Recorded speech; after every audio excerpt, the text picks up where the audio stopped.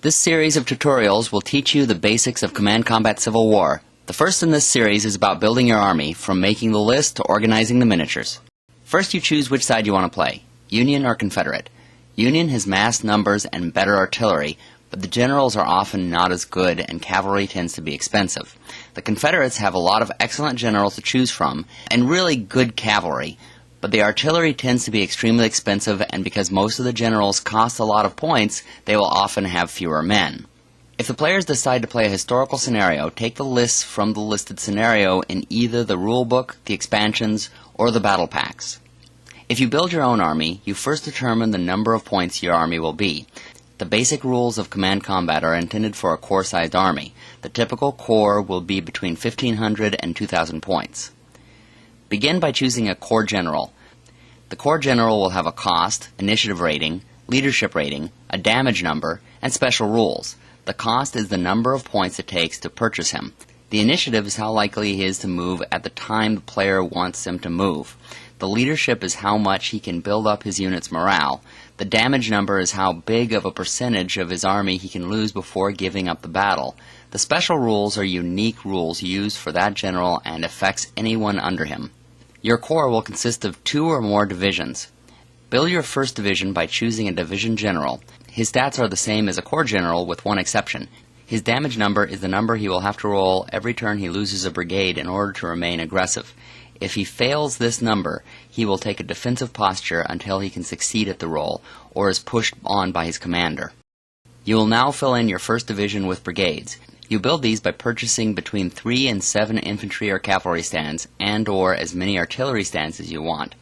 Artillery can be in a brigade with infantry or cavalry, or it can be made into its own brigade. You will notice that each unit type in the basic rule book has 2 quality types, green and standard. Future expansion books will have veteran, elite, and poor status as well. As players purchase the brigades, they determine what their quality levels are. Every stand in a brigade must be of the same quality level, although attached artillery can be a different quality level. When you are finished with one division, begin building the next division, beginning with the general and building brigades. Remember that you can buy spies, raiders, and events, so save some points for those. When you're done with your army list, it should look something like this. Now you are ready to build your miniatures army based on this list. You can do this with cutouts or with actual miniatures.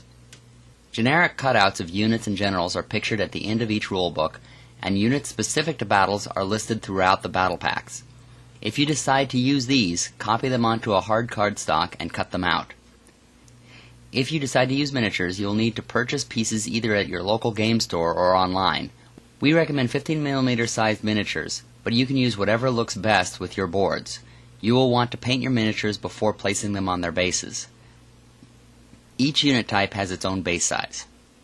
Infantry and division generals are on 1" by 1" bases. Cavalry is on 1" by 1.25" bases. Limbered artillery is on 1" by 1.5" bases. Unlimbered artillery is on 1.5" by 1.5" bases. Corps generals and supply wagons are 2" by 2.5" bases. Once you have your cutouts or your miniatures on their bases, you will need to color code the divisions. Choose a color for your first division. If you are using cutouts, fill in the bubble on the left side of the division general with this color. Now fill in the left bubble of every flag stand of each brigade with this division, as well as each artillery piece. If you are using miniatures, place a pin of that color into the division commander and the left side of the flag stand of each brigade, as well as artillery pieces. When you have finished with the first division, choose a color for the second division and do the same for it, whether you are doing cutouts or miniatures.